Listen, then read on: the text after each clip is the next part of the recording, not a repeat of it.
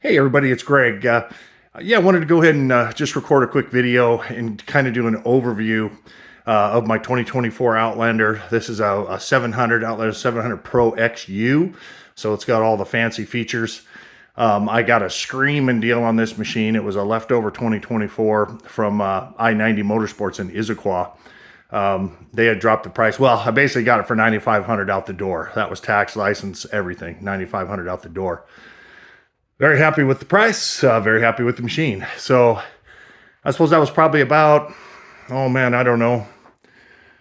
That was just back in maybe August. I don't know how long I've had it now. I'll just give you a quick walk around on the machine. I wish I would have done a few more in-depth videos on the installs that I've done. The winch was pretty involved because I used a Super ATV Black Ops winch, but I also combined that with some of the factory wiring for a really clean install. But I'll go over that in more detail. Basically, I'm going to go over each upgrade in a separate video. But I wanted to just do an overview.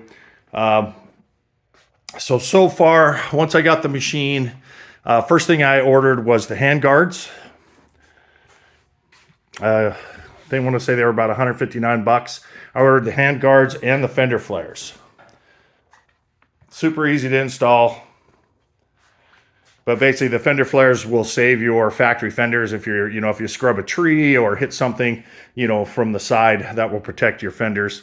I want to say those were around 132, somewhere in there. Not cheap. None of the Can-am accessories are cheap, but Can-am was smart the way they did it because the whole machine is built around their accessories. So all the installs are really sweet and nice. Everything goes together really well. Once I had done that, these may not all be in the right order. I got the Perfex aluminum foot pegs. They were a bit cheaper, same animal as the Can-am, but a little bit cheaper. I want to say those are around 43 bucks for those from Perfex in Canada. So got those on there. Just a couple other little things. Obviously, I've got this is actually my little D-hook and receiver that was from my side-by-side, my KRX that I had. Got that on the back. Installed, of course, the Super ATV Black Ops winch, 3,500 pound winch in the front. Super nice winch.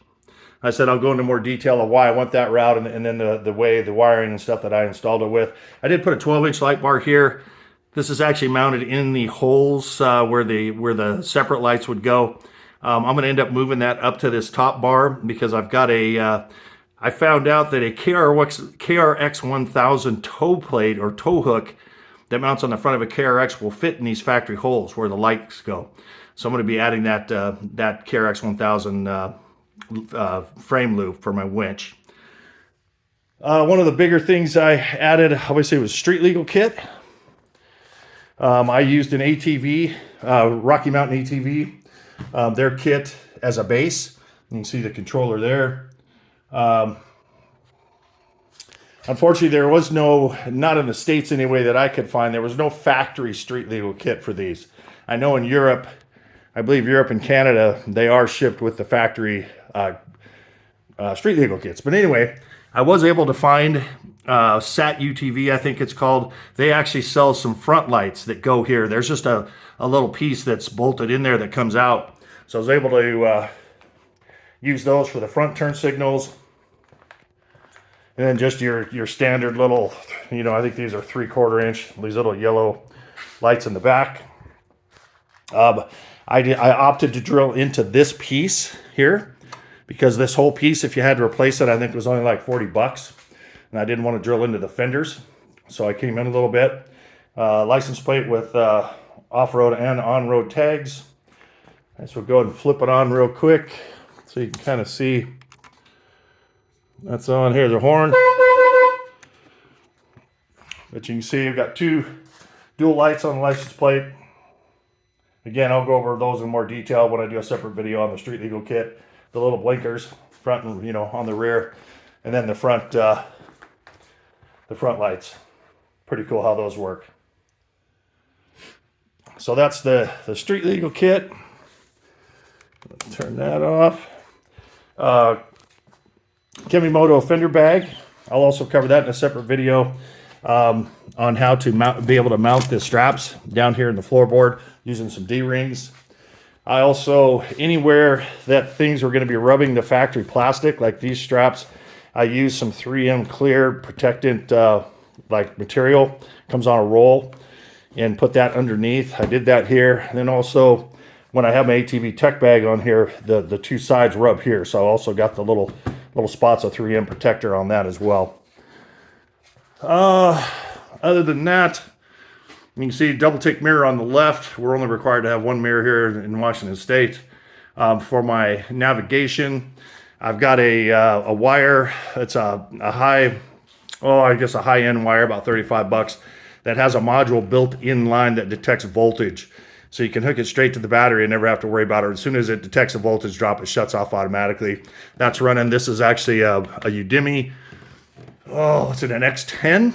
It's waterproof, vibration proof, and I use that only for my Onyx off-road navigation. It is GPS, does have GPS, so as long as you download the off-road or offline maps, you can be out in the woods and be able to navigate without a cell phone plan. You do not need a plan. And then, of course, I have my personal cell phone that'll be probably stored in the cover here. A couple other things you can see here. There's the switch that's for the 12-inch light.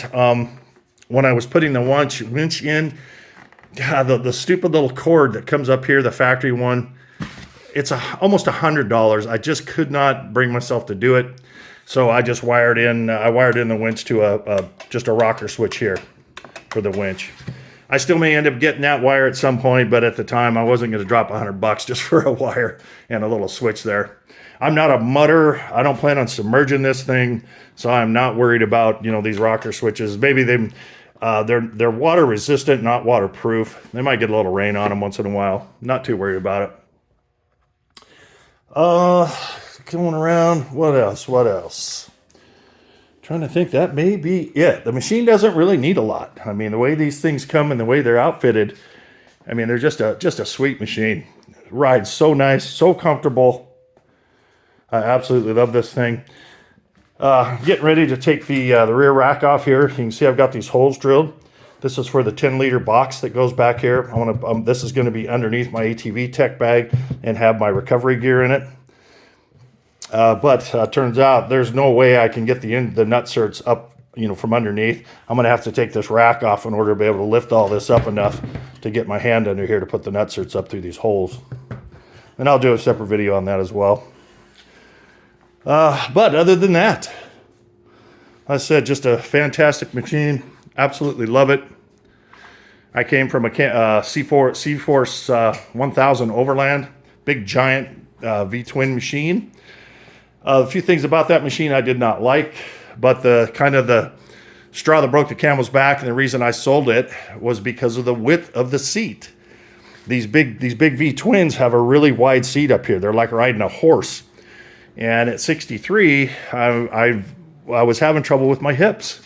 Anytime I would sit on the thing, man, I would just get sore. My hips would hurt. So I unloaded it, got a good price for it, and went back to a single-cylinder machine. And this machine, obviously much thinner at the seat here, super comfortable, rides. I mean, I can't say enough good things about this machine. It handles great. It's got good power. It's comfortable. It's just fun. It's just damn fun to ride it. So I don't think I missed anything.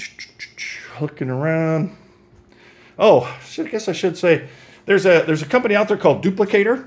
If I only got one factory key, I don't know what you would call it, a key fob or their little pop-on keys. There's a company called Duplicator, and you download their app.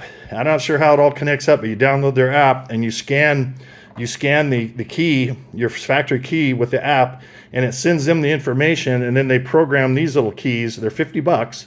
I bought two of them. One to I keep my factory one in the safe. I'll keep this one on the machine tethered here, and then obviously I'll keep a spare with me. But yeah, that's how you get around having to pay all that money and go to a dealer when you just need another key. So yeah, if you have any questions, let me know. Like I said, I'm planning on. There's not a ton of videos out there on the 700s, at least not a lot of detailed stuff. I'm going to try to get as many videos up as I can to help other Outlander 700 owners.